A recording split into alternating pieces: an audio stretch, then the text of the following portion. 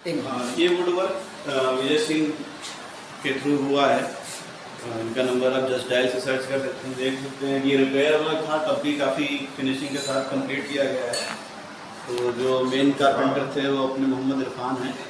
तो आप देख सकते हैं इन्होंने टीवी यूनिट वगैरह भी अच्छी खासी बना के दी है साथ में। तो अगर आप लोगों को इन फ्यूचर कुछ काम कराना हो तो आप विजय सिंह द्वारा करा सकते हैं।